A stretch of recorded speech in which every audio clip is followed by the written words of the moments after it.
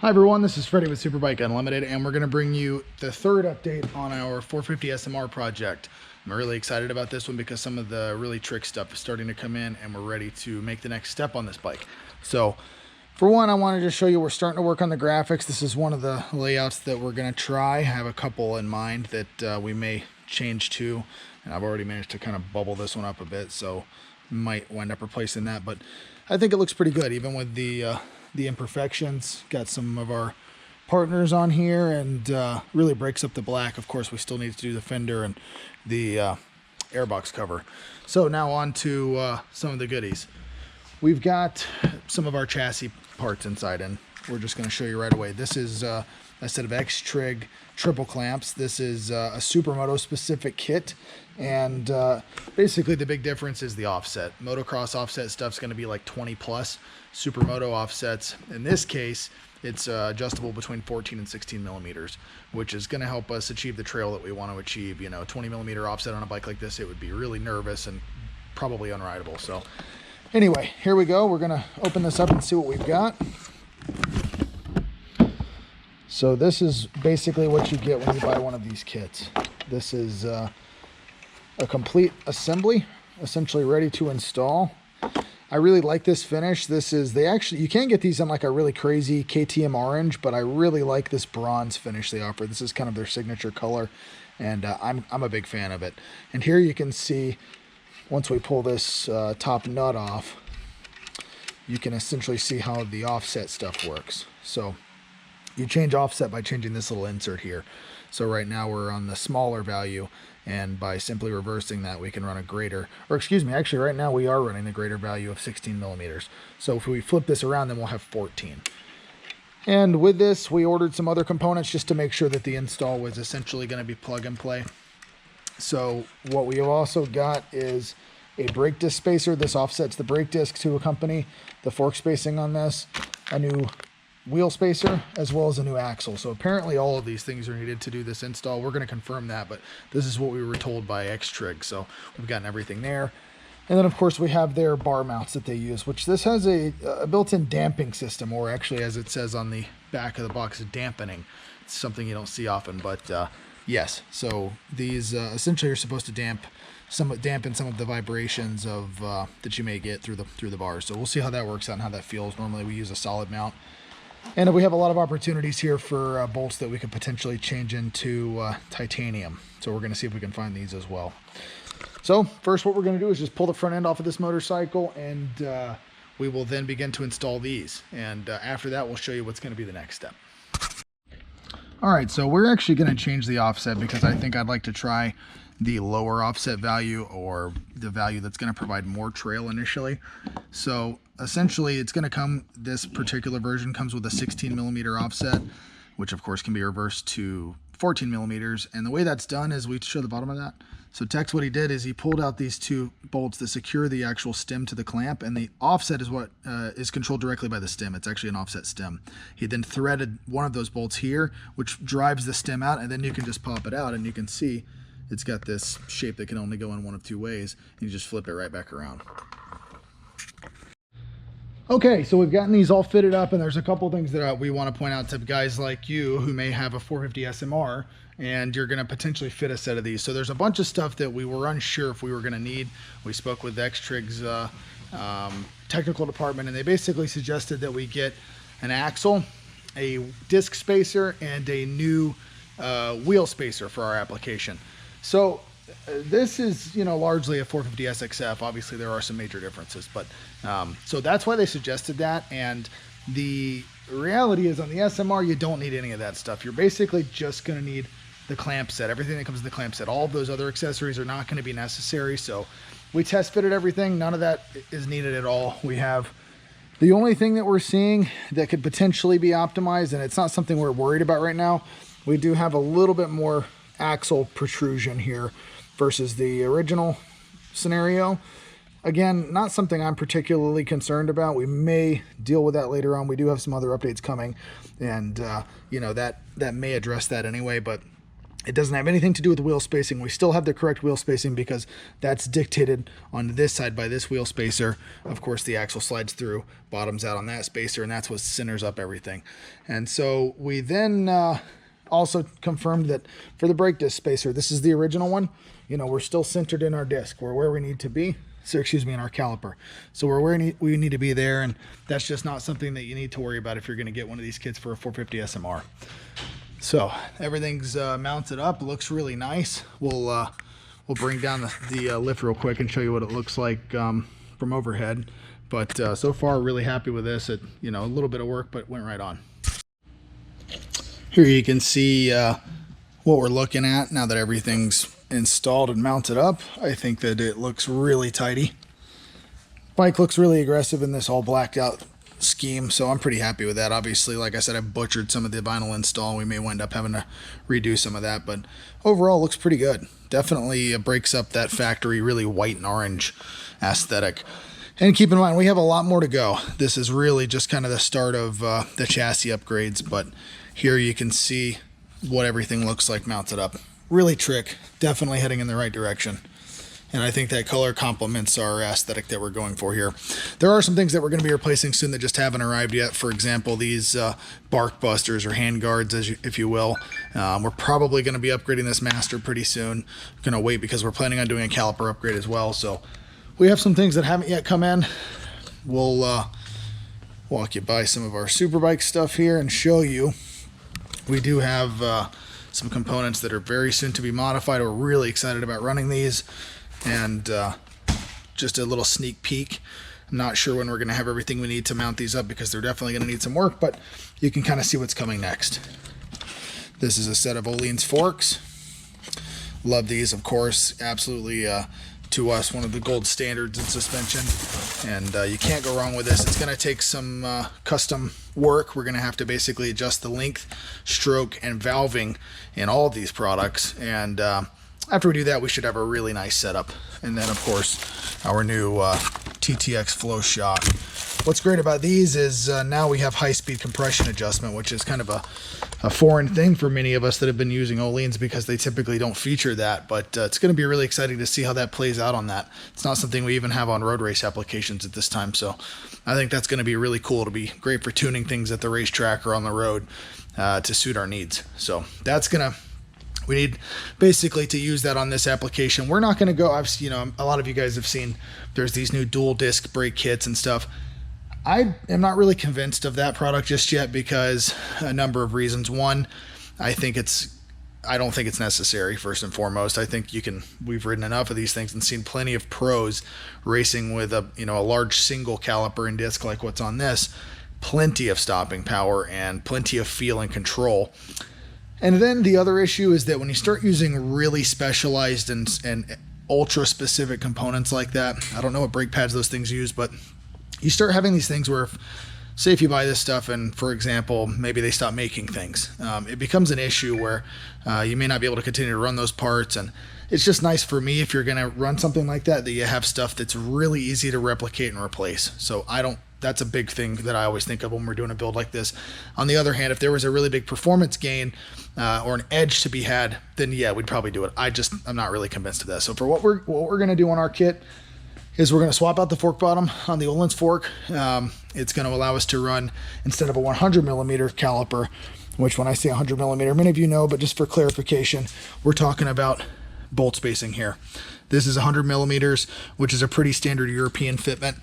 But most Superbike calipers are going to be 108, and we have a ton of 108 millimeter calipers around. So what we want to do is swap that fork bottom out on the Öhlins from that axial motocross mount, because that's basically a motocross fork. Öhlins doesn't make Supermoto stuff. Swap it over to 108 millimeter radial, so we can mount it up to this, use 108 millimeter Superbike caliper on there. And then, of course, we're going to do the aforementioned revalving and length modifications and stroke modifications. So that's all going to be pretty straightforward. We're just waiting on this custom set of fork bottoms. Potentially going to have to swap the axle. We're still getting some work to be done there, but that's something we're shooting for the end of the month. So that's not going to be happening right away. For now, we just have some hardware upgrades. And if we can, we're going to ride the bike with the stock fork before we slap all this stuff on there. So it might work out that we're not going to have that stuff until the end of the month. So we've just gotten a package in from Zeta, which is one of our favorite hard part suppliers for Superbike and Supermoto stuff. And we've gotten a bunch of goodies that we're going to be potentially putting to use. Obviously the foot pegs, we're probably not going to be using those just yet. We do like the ones we have. Big fan of these, but since they've come a little later than when we ordered them, we're just going to have to shelf that for now. But we have a bunch of other stuff that's going to accompany what we're trying to do here. Several light options that we ordered just to see which is going to best suit our aesthetic and work with the styling that we've got going. And then we've got some other just engine plugs, oil filter cover, fuel cap, of course some hand guards, a coolant hose set, some wheel spacers. This is another one. I'm not really sure if we're going to be able to use any of this stuff, but we definitely just want to take a look at least. A case saver, and for sure a couple pieces that I'm really excited about, our trigger brake pedal and revolver shift lever. These just, I think, are going to be a really nice addition to what we've got going on. They're made out of billet. They just look really cool, and I think it's going to really complement the look that we've got going. So we're going to go ahead and open up some of this stuff and start getting some bits installed. Tex is just finishing up the coolant hose install, tightening up our clamps and stuff. We just wanted to touch on this. This is something I was kind of unsure about, and basically this is a case saver. It also includes this bit back here, this little chain roller. We're using that because the sprocket, being larger right now, has relocated the chain to much closer to the slave cylinder, and it just seemed like really probably a pretty good idea to have something in place there in case there is any kind of movement in the chain, and we don't want to have something that could potentially end our day. So that's why we're going to run that. It's going to make installing the chain a bit more, installing the front sprocket take a little bit more time, but seems like a pretty worthwhile investment. And over here we'll show you the trigger brake pedal installation. That's really just a nice tidy piece. It definitely is going along with our black aesthetic, and we wanted to do this just to kind of break up some of the black. So I think it's coming along really nicely. Not too much of the crazy KTM orange, but just enough to kind of break up some of this new dark theme that we've got going on. Alrighty, we are just looking over our situation here, and we are realizing that much like our other projects that we're always working on, this situation is not going to be as clear-cut as what we'd hoped. And by that I mean we're going to have to start cutting stuff up. And that's what happens sometimes when you have a brand new application like this new 450 SMR, and some, these clamps are really for a 450 SXF. So we don't really have a turnkey solution yet, and we're going to have to start resolving some issues. What we noticed right away is that when we were looking at this, we realized our wheel looked a little off center, and we verified this by taking a look at our caliper spacing. Once we could put the caliper back on, what we saw was something where, the disc was really close to the edge of the caliper, something like that. And so what we did is took a bunch of measurements and realized we needed to cut quite a bit of material off of our spacer to get our wheel properly centered and to get our caliper properly centered on the disc. So now we've gotten all that resolved. However, as is often the situation with some Supermotos with big calipers, and to be clear, this M50 caliper is huge. We now have some rubbing, and I'll show you here what I mean by that. This is just kind of mocked up. You can see just a little bit of kissing with the spokes against the inside of the caliper there. I think you guys can see that. Yeah, and you can hear it. So what we're going to have to do is a pretty common method here with Supermoto and running a large Brembo caliper, and that's going to be clearancing the outside edge of this caliper, particularly like right here. So long term, we're actually not planning on running these calipers, but this is something that we're going to do now. And in case somebody ever wants to run a setup like this on their otherwise stock SMR, we'll be able to give you some insight on what you need to do. In like 3 weeks, this is all getting changed anyway. So you might ask, why bother? But this is part of our job, and we're going to get it done. Well, since we're going to be doing all of this and we've shortened our effective fork spacing quite a bit, we're going to just test out this other axle. It looks like it's going to actually fit just fine. It's a bit shorter, as you can see. It's really shorter than what we technically need, but we mocked it up and it's actually going to work just fine. So we're just going to compare the weights of these two, and probably it looks like we're going to save some weight, so it's worth going to this smaller unit. So this one's 290, and this is the XTRIG axle.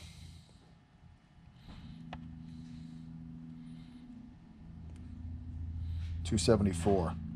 So 16 grams. It's not a massive jump, but every little bit counts. So yeah, it's about a little over half an ounce. So worth the effort for sure. And we're planning on we're probably going to wind up changing this once we do our suspension changes, but this will get us through. So again, this is something you can buy and will work properly with the all these modifications that we're doing. You'll see it comes up slightly short on the rider's left side or the brake caliper side, but not enough to be a big concern.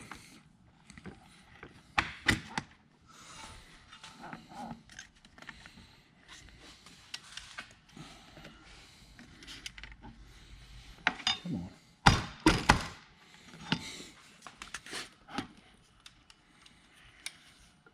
Of course it's going to be a bitch because we got the video. Mm-hmm.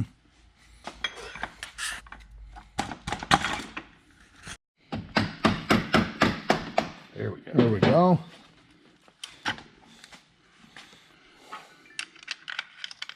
Not quite. Oh, it's there. Okay. Yeah, just got to pull it over.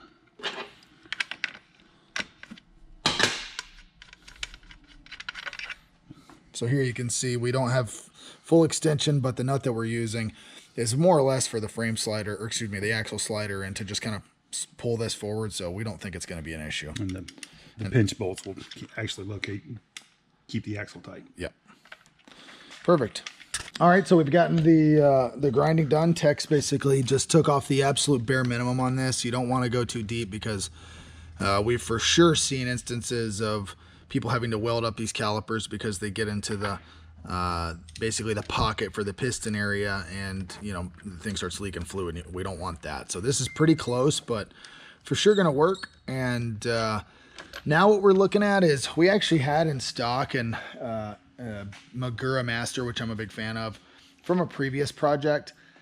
It's one of those deals I'm not really sure if we're going to need it for anything in the future, but we want to test it out. It's a really small bore Master. That's the only thing that I'm not sure it's going to be quite right for this type of setup. It's probably better for a smaller piston, 2-piston caliper.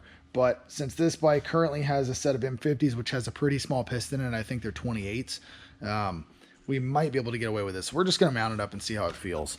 And we're going to upgrade the master cylinder either way, so this will be a good and interesting starting point.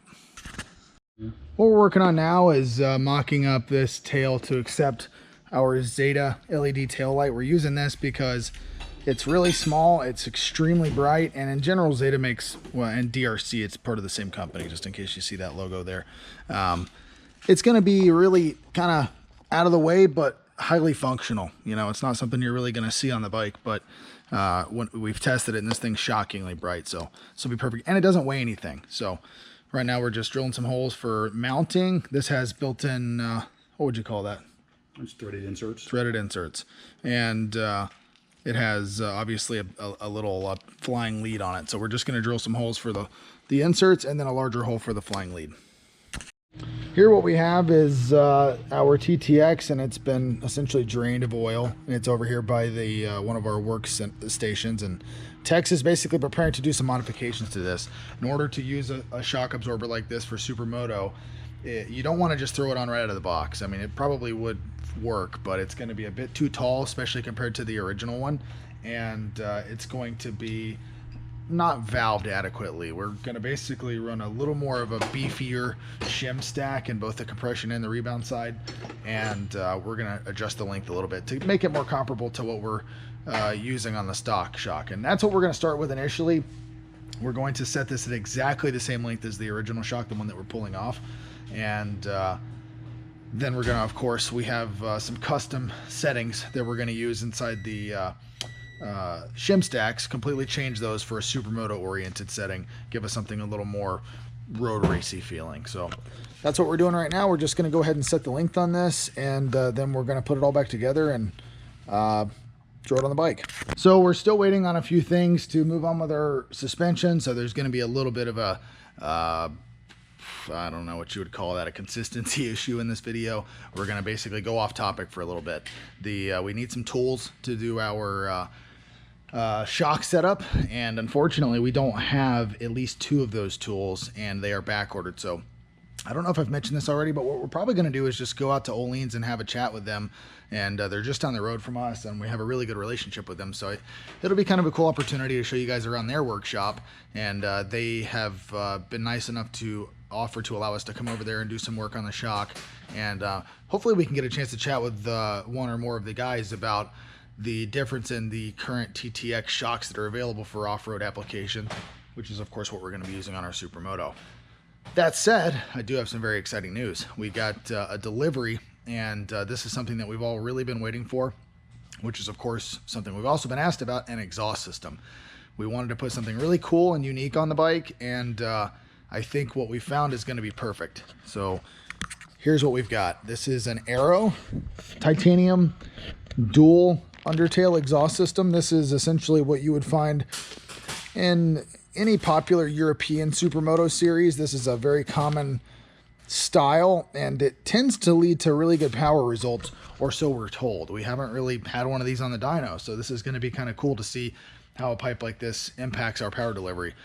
We have some other plans that we're pursuing to potentially make the bike even faster, both from fueling and calibration standpoint, as well as some engine modifications that we're planning on doing. But we're going to do things in stages so we can really get a clear idea of what kind of results each change nets. So first, we're going to pop this guy on today. Really excited to see how this goes. Obviously, this goes right at the cylinder head, and then it splits it off into this dual system. This is a titanium exhaust system, so it really is quite light. And right now, it looks like right out of the box, they have some inserts in them. We're going to just probably pull those out immediately. Don't really see any benefit in that. Plus, I'm kind of a squid and I like loud exhausts, so the louder the better, especially with a dual system like this.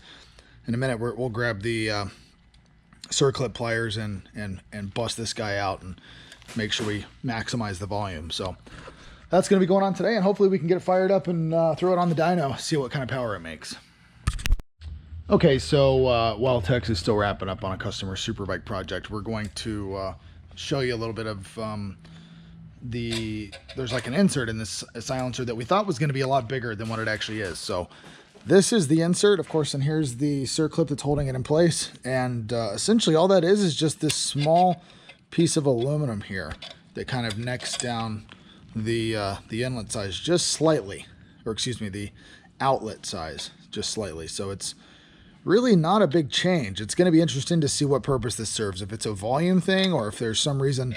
There are certain situations, especially on smaller displacement motorcycles, where, and for sure on singles and some small displacement twins, where we see that they actually respond better with the quiet insert in the exhaust. There are certain, especially when we see certain brands of full systems for, say like an R3 or something like that, where if you take the quiet insert out, there's just a massive hole in the exhaust, and it tends to actually hurt the power a bit. They normally will make up another horsepower or two with that insert in place, with, you know, properly tuned each way. So it could be something like that, or it really could just be a simple thing. It makes it slightly quieter, but what we'll do is we'll get everything on and we'll do some pulls both ways with them in and out on both silencers, of course, and we'll see what that does. All right, so we're going to go ahead and start with putting on this head pipe. Literally, that just slides on just like the stock one, and then you use the springs to mount it in exactly the same way. It's a pretty simple process. Something else that we wanted to do is we weighed out every component of the new exhaust as well as the components for the old exhaust. Naturally, with this new system, we now have two silencers, essentially twice the exhaust system. That being said, it is only 500 grams heavier than the stock exhaust system. So while it is heavier, it's a relatively small increase, about a pound, and hopefully the performance gains that we're expecting will overcome that weight gain. So that's yet to be seen, but it is 500 grams heavier. Also, there are absolutely no install instructions or documentation with this, so we're kind of just gonna play as we go as far as that goes. So don't be surprised if you see us putting stuff on and taking stuff right back off again as we figure out what goes where. Does it go in front of that? I think so. All right, Tex is just snaking this second piece, and we are very likely going to have to hack up our air box and some other plastic components just to get this to fit. That's to be expected. But something Tex just pointed out we would like to share is this chunk of titanium that's welded here is actually just a support or reinforcement for potential chain contacts, and that's going to go right here. It's kind of a cool feature. They've integrated an extra layer of tie just to make sure you don't basically knock a hole in your pipe. But this is an exhaust that we were told pretty clearly you may have to cut some stuff. You may have to modify some things pretty heavily to get this to all go on. Of course, we're completely comfortable with that, but right now we're just going to figure out exactly what we do potentially need to cut. And it looks like that's being answered. Yeah, definitely gonna. This got to go. I also got to figure out how this bracket goes in there. So yeah, it looks like we're going to be cutting up a bit of this. That's probably goes right there, huh? That bracket goes in there somewhere. Yeah. Okay. All right, so here you can see we've pretty much finished up the cutting. There you can kind of see some of the stuff that we had to cut out. It's not so extreme, but definitely a good bit. And the pipe's going to be really close, so we're just going to put some adhesive heat shield right there to try to minimize any, impact on melting the plastic. And then we'll go ahead and try to mock this up. We're still not quite sure how the actual silencer is going to mount on this side, so that's going to be something we have to sort out. But everything else is coming along pretty well.